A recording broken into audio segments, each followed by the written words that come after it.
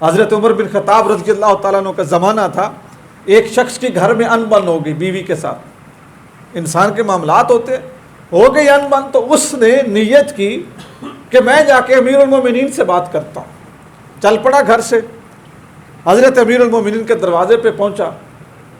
اب وقت کی امیر کا دروازہ تھا، ایسے ہی جانا اور جا کے کھڑکانا یہ تو ہمت نہ تھی، تو گیا، تھوڑا سا اپنے آپ کو سنبھالا، راستہ پہ راستہ ہو کے کھڑا ہوا دروازے کے سامنے کھٹکانے کے لیے۔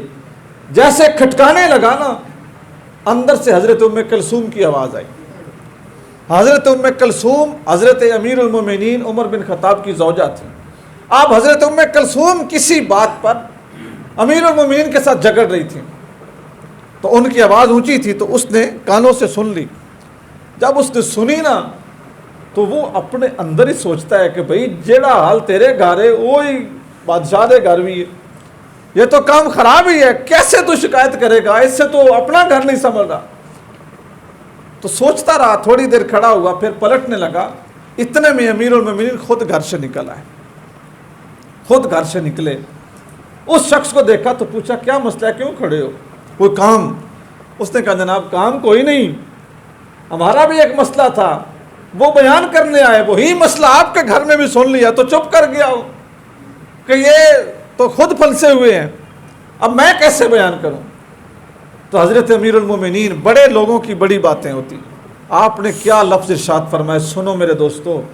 آپ نے فرمایا کہ تم نے جو باتیں سنی ہیں نا وہ بالکل ٹھیک ہیں، لیکن میری بیوی کی میرے اوپر کچھ نیکیاں ہیں جو مجھے بولنے نہیں دیتی۔ بول تو میں سکتا ہوں نا، زبان ہی ہے نا، بول دے گی، لیکن اس کی میرے اوپر کچھ نیکی ہیں، کچھ احسان ہیں، اس وجہ سے نہیں بولتا۔ اب وہ بندہ کہتا ہے بیوی کے احسان، عرب تھا نا، بیوی کے احسان؟ آپ نے کہا ہاں۔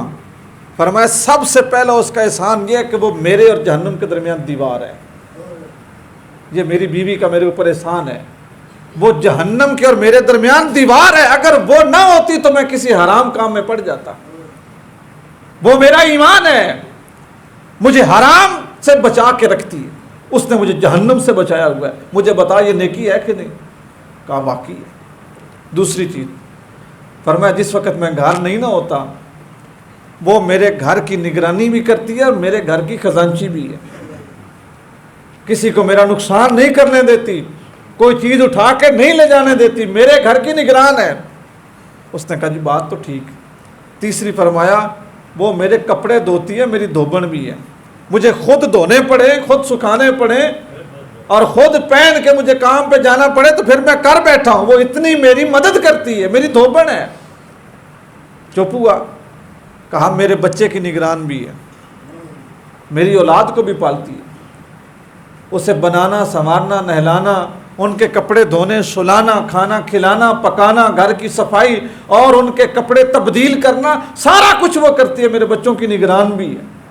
وہ بندہ سن رہا تھا۔ پانچویں بات جو آپ نے ساتھ فرمائی میری نان بائی بھی ہے، روٹیاں بھی پکا کے دیتی ہے،